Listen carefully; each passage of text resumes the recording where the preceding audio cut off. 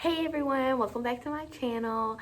So for today's video, I'm going to be talking about my first year teacher experience. As you can see, I'm in my classroom and we were able to come up and pack our rooms up. All this took me about 2 days. I'm going to insert a video now of everything that's behind me.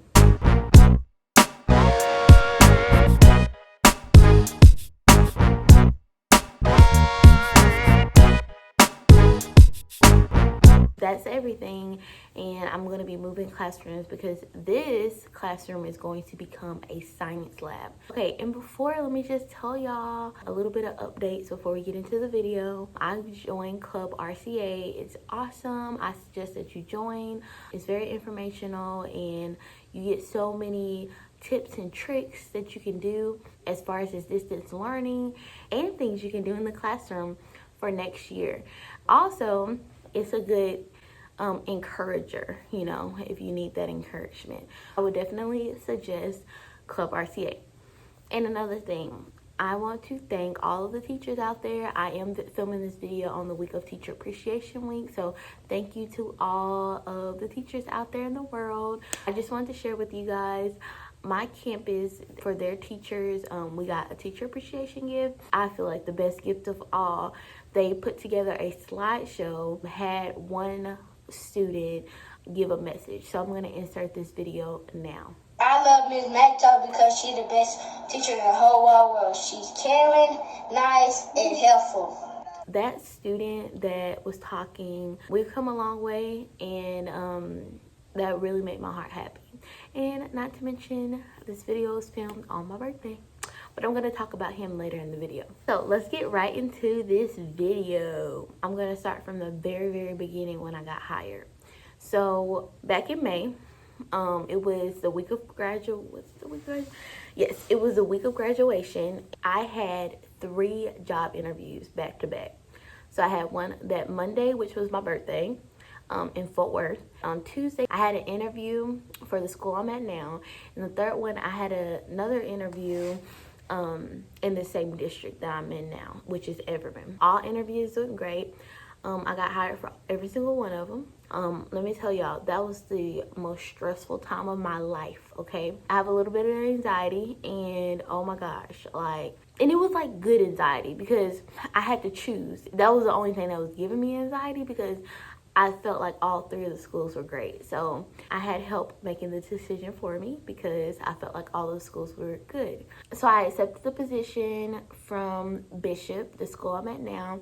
And I originally was going to do kindergarten. He called me a couple of weeks later and asked if I wanted to do second, which was even better because I wanted to do second grade. And mind you guys, I think y'all heard this in my other video, I still need to pass the test. I took the core subject, but I need to retake 3 sections. So that next week I went on a cruise. I studied the entire time. And then I took the test at the end of the month for them to tell me I didn't pass one section, which was science.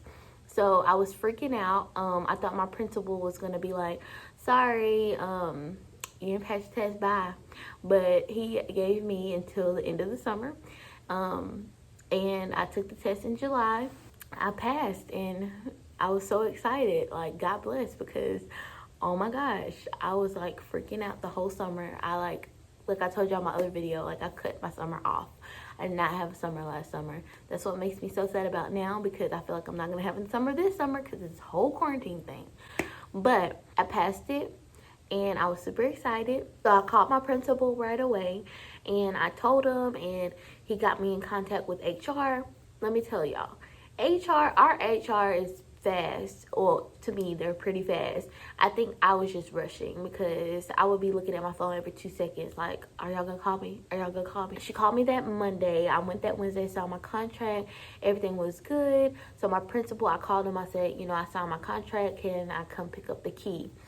So he told me I could not come pick up the key just yet because they needed to order a key because my classroom was a motor lab. And they needed to order another key or something. So I wound up coming the following day to come and just look at the classroom. I didn't have the key yet. I just came to look at the classroom. And I'm going to tell y'all, my first thought was dang, this classroom is small. And then I was like walking around looking at everybody else, and they're like, dang, y'all classroom big. And then I had to think, yeah, this is not student teaching, because the school that I student taught in, their classrooms was like 3 times my size that's here. So yeah, I had to come to Jesus on that one. At the end, even though like I was being picky in my mind, I was still grateful that I even had a classroom, and that I was teaching at this school. Because I'm just gonna brag on our school a little bit. We were 2 points away from an A. Came to see it. That was my initial thought, and I asked him when could I start moving my stuff in, and he said like the following week. So I come in. Let me tell y'all, I came in and I sat in here and I just looked because I didn't know what to do. Me and my family were moving all of my stuff in, unpacking stuff, but I didn't know where to put things. Like, I just was so clueless, it felt like. It was just like surreal, like, to me. I was up here like every single day, making sure everything got together. The following week, after that week, we had a new teacher, like, training. Like, if you're new to the district, I think it was called edit was just basically a introduction to the district, which I'm already familiar with the district because I graduated from this district. I think that was awesome. Like, I really enjoyed edit. I learned so much information.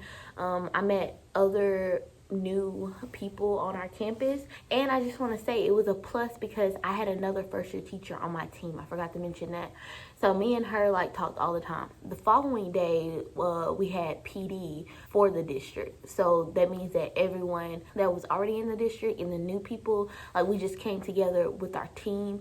And because our district was adopting a new curriculum, which is HMH, so we had to like learn about that, and then just other different things we were learning about. I was super overwhelmed both of those days. And we also got introduced that day, between those 2 PD days, that the district was going to start a first year teacher academy, that all the first and second year teachers could come once a month. So then after those 2 PDs was over, we could work in our classroom for the rest of the week until the following week when we had our meet the teacher day. So I was working extra hard, okay? Because I ain't gonna lie, I was slacking at first because I was like, what do I do with this stuff? But when the days got closer to meet the teacher, I was like, I need to get the hustle on it. I got all prepared for meet the teacher, but didn't even know what I was wearing. Didn't even know. And I had gained weight at the time, and I was just like, I don't have nothing to wear. Like, I had to go to my granny's because she lives like 2 seconds away from the school, and I had to get something to wear. I finally got something to wear, and I don't even know if I took a picture of that. I'll insert a picture here. I'm working on my classroom, all the way up until meet the teacher. I'm gonna get to meet the teacher. And OMG, like, I'm freaking out because I'm like, what am I doing? What do I need to do? That's all I could think in my head. Like, girl, get your life. So then the first student comes, and like, I didn't know if I should hug him or high five, but I didn't know what to do in my head. Like, I was just freaking out. I think I was just freaking out. So I just gave every student a hug. I was like, you don't know me, but here you go. I'm gonna be your teacher. And they came in. I had different stations for them. So the first station was them filling out information cards. Second station was supplies. Third station was them writing a note to their, like, the parent writing a note to their student. And then the fourth was getting the magnet off of the whiteboard. So I'll insert a picture here. I made these magnets for the parents, and I will be making these next year. I'll make them a little bit better than what they look like now. After meet the teacher, 2 days later was going to be the first day of school. And first day of school comes, and I'm extra freaking out. Okay, like 100% freaking out. But it went awesome. Like, the kids were like super quiet, and I was like, y'all loosen up, okay? And we played a lot of games, we read books. It was super fun the first day. So yes, the first day of school went great. We did all that stuff. The first month, I'm gonna be honest, I didn't know what the heck I was doing. I was chugging along, just chugging. And as time went on, everything started coming together in my head. I want to thank everyone who supported me, administration, and just everyone. I felt like I've grown so much this year as a teacher because I was a big sponge. I still observed other teachers throughout the year, and I asked for help. I asked them, how did you do that? And how did you do this? And I was just taking everything in. and it really helped me become a better teacher. Now, I will tell you some of the struggles that I had this year. It was one student. Okay, the first day he was quiet. He really didn't say anything. But as time went on, like I'm gonna say the first month. I'm gonna say the first month of school. He would yell out. He would do all types of stuff, okay? Roll around, eat his shoe. He would do all types of stuff, okay? I was like, Lord help me, okay? But let me tell y'all, I worked so much with him over this year. Around October, November, oh my gosh, he started to change like tremendously, and everybody in the campus seen like how he was changing, and it was just based on me building that relationship with him. That's a little mini story about him, and that was one of my struggles but successes for my first year. Having that relationship with him. Another struggle that I had, and this is the last struggle I'm going to mention because I could go talk thousands of hours about this, but a lot of people on this campus would call me extra. I was going too above and beyond. I don't know how you can do that. I mean, this is just me talking to anybody that's like me and go above and beyond. First of all, above and beyond is great because you know what? You don't want to put your minimum in, okay? A lot of the above and beyond stuff I've done has gotten great test scores. I have created positive relationships.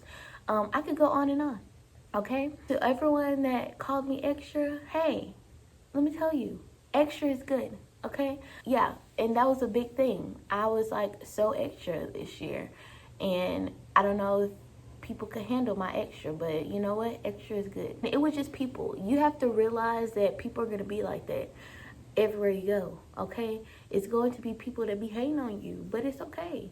I'm gonna tell you this. At my campus, I had good administration. That is not something I experienced during student teaching. They had horrible administration. I'm just be completely honest. This is the best I've experienced, even though like this is my first year. I wouldn't trade them in for anyone because they're so good. My principal is so awesome, so supportive. Both of them super supportive. It was the negative part was just basically coming from other teachers. People gonna hate, but it's okay. It's okay. You keep doing you because you're here for the students, okay? I did classroom transformations. I did all of the things that I did for my kids. I spent money, like my own money, to make sure they had, I mean, like for Christmas, let me tell y'all, I got every single one of them a gift, like, and a good gift, I'm telling you. Now, I won't do that. I'll talk about that in another video, but I'm not doing that again because that was a lot. And I was just telling y'all that because this is a part of my experience. Other than that, I had a good experience until now, which is quarantine. I did not get to finish out my year. Which is so sad, and that's why I went ahead and made this video because I feel like in my mind my year stopped before spring break. In my mind, this quarantine thing is horrible. I don't like online teaching. I just don't. I'm gonna be honest with you. I tolerate it because I like to make everything fun for my kids, and I have made it fun for them online, but online is not my thing. I miss the classroom. So for now, I want to give advice to you. So I'm going to list 5 things that I suggest every teacher needs to have in their brain all the time, 24/7. Okay? So the first thing I would say is to be prepared, okay? That is key because I remember it was like literally the 3rd or 4th week and my instructional coach came in here to observe me. But you need to be prepared on everything. Anybody can walk in your class and you don't want to be looking a mess. I'm just being honest. You don't want to look a mess. Like I said, this year we had a new reading curriculum, which is HMH. Literally, I read that book. I prepared. Now, over time, I got better at planning through HMH. But at the beginning, I was new, just like everyone else was new to it. And but you have to do a lot of reading, okay? Teaching requires reading. You're not going to get away from reading, okay, or learning more. So make sure that if you're whatever curriculum you're using for any subject you're teaching, make sure you're reading your manual and you're being prepared. You have your activities prepared. Don't go and wing it or do it. Don't do that. You're a first year teacher. It's not like you've been teaching 20 and 30 years. I'm pretty sure that 20 and 30 year teachers can wing some things. They still prepare for things. Be prepared. Please, please, please. The second thing is make your classroom a comfortable environment. Make it colorful. Don't just have it looking like how it's looking right now, like the walls are like all plain. Like, have things up there. Make it look pretty, okay? Make it look nice. Make it feel comfortable. I can tell y'all next year, sneak peek, next year I'm going to be doing flexible seating. I'm going to be doing a lot of videos on that.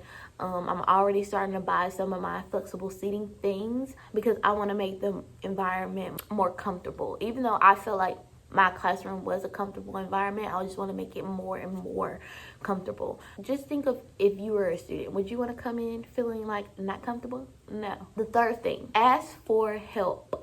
Your classroom and just be like, oh my gosh, I don't know what to do. Ask for help. I am the queen of asking for help. If you're in a PLC or you're in a team meeting and you're not understanding what they're saying, or if they already said it, go back. It's okay. Ask again. Ask a million times, okay? Ask questions. Ask for help. It's not going to hurt. They just, if you feel like, oh my gosh, I don't want to ask because they're going to be talking about me. Oh, well. Oh, well. They're just going to have to get over it. So ask all the questions. I did that all year. And I feel like that's how I got better, is by asking questions and asking for clarification on things. Number 4, be open to criticism. That's a big thing. I'm very, very open to all criticism, all positive criticism at that. Not negative, but positive. I am not perfect, and no teacher's perfect because all teachers are learning still. Even 20 years, if you've been in teaching 20 years, you're still learning. Do not go in there acting all like you know everything. As a first year teacher, I learned this in college, I got this. No, you need to be open to anything. If your principal, instructional coach, your mentor teacher that's going to be mentoring you, just anybody, you have to be open to taking criticism and accepting things that you need to work on. And if you have questions about why the person said those things, ask. So something I needed to work on at the beginning of the year was the vocabulary cards, better explaining them. I got on top of that. Like, I'm just the type of person where you tell me I need to work on something, I'm gonna get on top of it like ASAP. Everything that my instructional coach or even my principal or assistant principal, I've jumped on top of it extra fast. So yes, take all criticism. All they're trying to do is help. So it's not like they're trying to say, oh, you're just horrible. No, they're trying to help you become a better teacher. So with the coaches, all they're trying to do is make you better. And the last one I'm going to talk about is building relationships with your students. I don't know if I've talked about this before, but I understand that you might not know what you're doing at the beginning or, throughout the whole year, but building relationships with the students is key. I've started building since day one, and I have a really, really good relationship with all of my 100% of my kids. So, and I feel like, and I said this in my interview, once you build a relationship with your students, they will work for you. They will want to do anything for you. They're going to want to pass that test. They're going to want to make great grades. I'm not saying go in and be their friend or anything. Still have your expectations at a very high standard. And also something I want to mention, I feel like, and this is just what has worked for me, once you build those relationships, classroom management should come in place. I'm just saying. Besides the haters, because you always going to have haters, I had a good first year. I'm going to miss my kids next year so much.